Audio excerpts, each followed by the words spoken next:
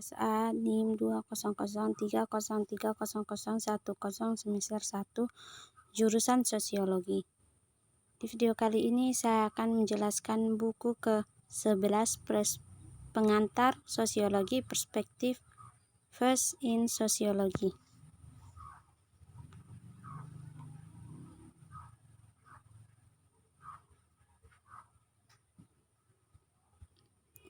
Yang pertama, Karl Marx, pengantar. Tokoh-tokoh yang formatif yang sangat mempengaruhi pertama teori sosiologis dan sekarang teori sosial tetap dari Karl Marx pada tahun 1818 sampai 83.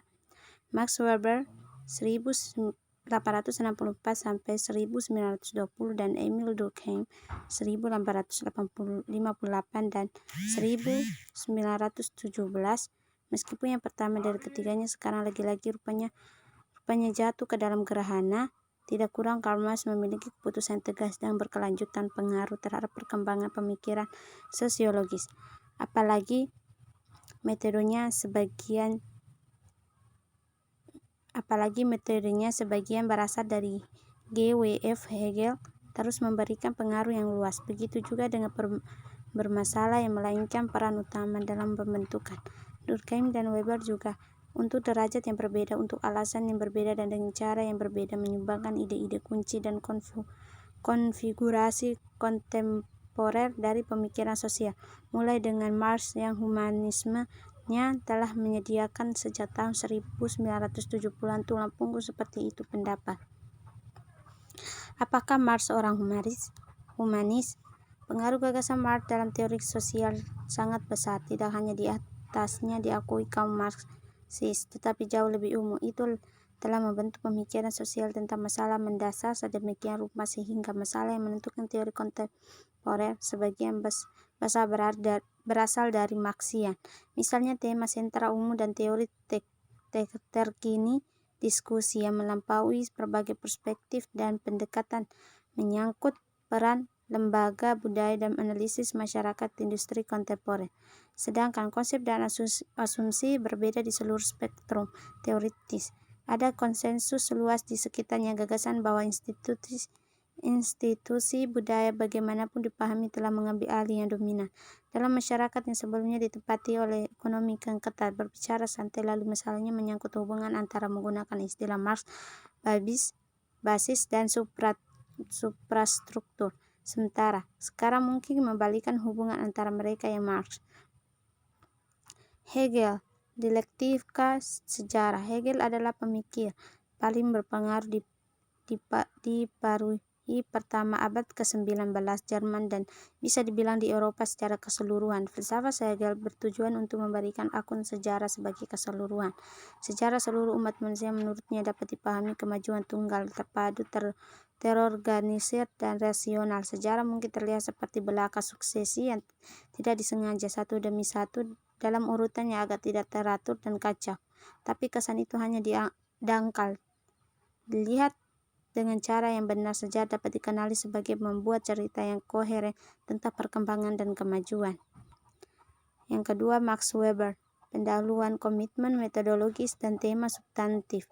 Sosiologi Weber lebih dekat dengan Marx daripada Durkheim, yang terdiri dari kritik yang disebut Marxisme vulgar, yaitu gagasan bahwa kehidupan sosial termasuk budaya adalah sederhana.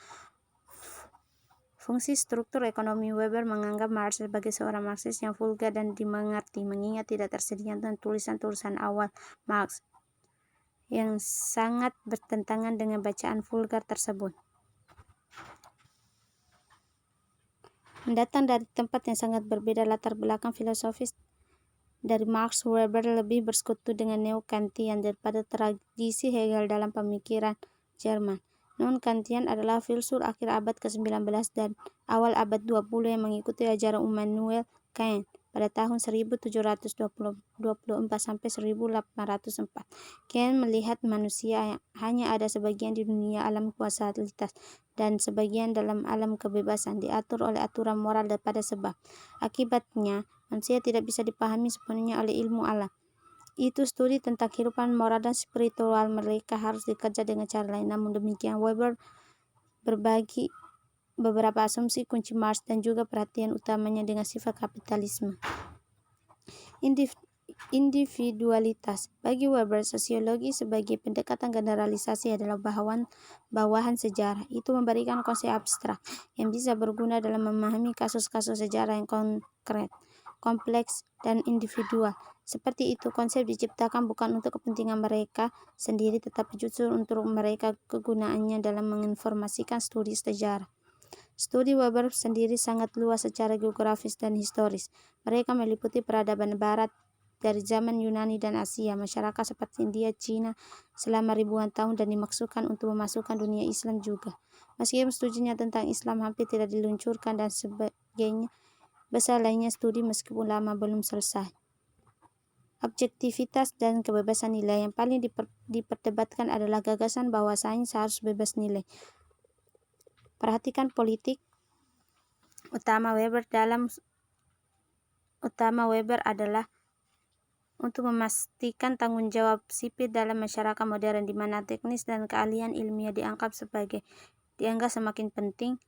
Weber mengkhawatirkan mengaburkan peran ilmuwan dan warga negara dan penggunaan prestise sains untuk mendukung klaim demagog.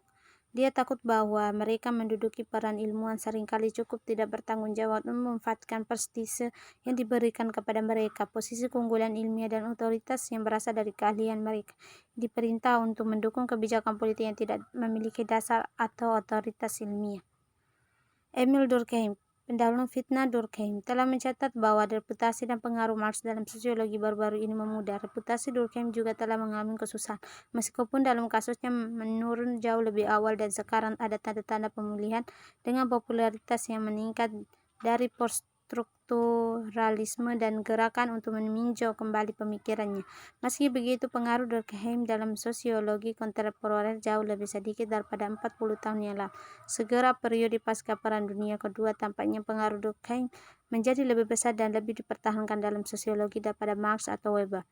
Alasan utamanya adalah keunggulan dalam sosiologi Anglo-Amerika, kemudian skema teoritis Talcott-Parsons yang dipahami sebagai teori konsensus, dan oleh karena itu berutang lebih ke Durkheim daripada dua pendiri besar lainnya. Sumber lain dari Durkheim reputasi adalah tulisan metodologisnya dicontohkan dalam studinya Suicide tahun 1951 yang secara luas dianggap sebagai karyanya yang paling signifikan.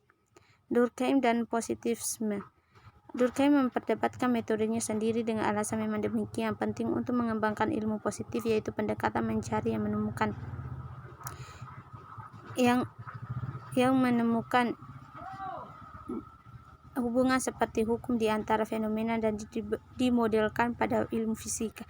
Dalam hal ini, Durkheim adalah pewaris warisan pendahulunya dari Prancis Auguste Comte pada tahun 1798 sampai 1857.